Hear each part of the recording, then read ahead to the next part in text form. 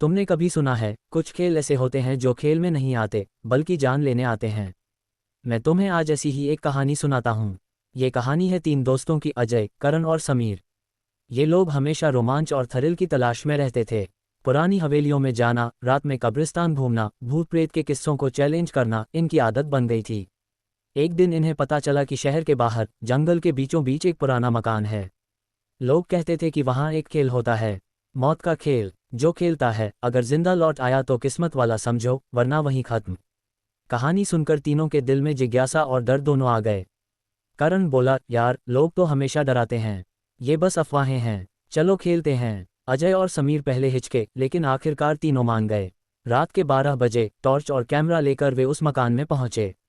दरवाज़ा अपने आप चर्रा चर्र की आवाज़ करता खुल गया। अंदर अंधेरा, हवा इतनी ठंडी कि सांसें भी जमी जा रही थीं। कमरे के बीचों बीच एक पुरानी लकड़ी की मेज़ रखी थी। उस पर एक फटी पुरानी किताब और एक कांच का लैंप रखा था। किताब पर लिखा था, मौत का खेल, नियम ध्यान से पढ़ो वरना आत्मा तुम्हारी नहीं छोड़ेगी। समीर ने कांपते हुए किताब खोली। उसमें लिखा था, 1, खेल शुरू करते समय 3 बार मौत कहना होगा। 2, कमरे की लाइट खुद बुझ जाएगी। 3, जिसके सामने सबसे पहले परछाई दिखेगी उसकी बारी होगी। 4, हर सवाल का जवाब देना जरूरी है। 5, झूठ बोलने पर खेल वहीं जान ले लेगा। तीनों ने हंसते हुए कहा, चलो देखते हैं। करण ने जोर से 3 बार कहा, मौत मौत मौत।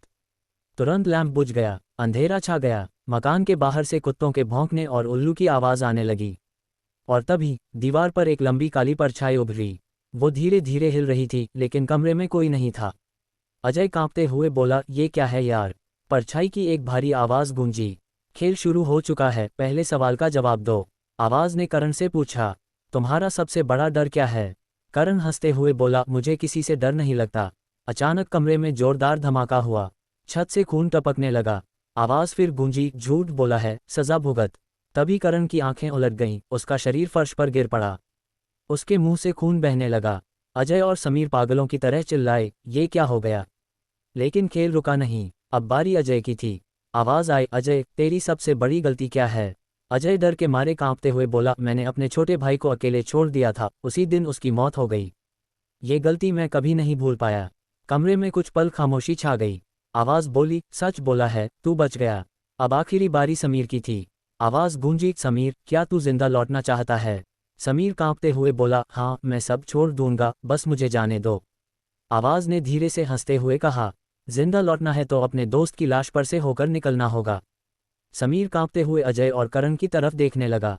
अजय अभी तक होश में था और ज़मीन पर बैठा था, लेकिन करण की लाश बीच में पड़ी थी।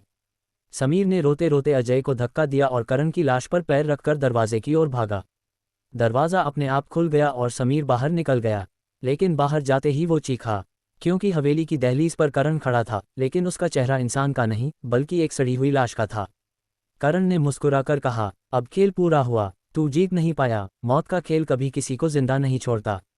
और अगले ही पल समीर का शरीर जमीन पर गिरा, बिल्कुल बेजान। अजय अकेला रह गया। किताब फिर से मेज पर अपने आप बंद हो गई। दोस्तों, ये थी कहानी, मौत का खेल, जिंदा लौटे तो किस्मत वरना खत्म। अगर ये कहानी आपको डर और थ्रिल दोनों दे गई हो तो वीडियो को लाइक, शेयर और चैनल को सब्सक्राइब ज़रूर करें, क्योंकि अगली बार और भी गहरी डरावनी कहानियाँ आने वाली हैं। भूत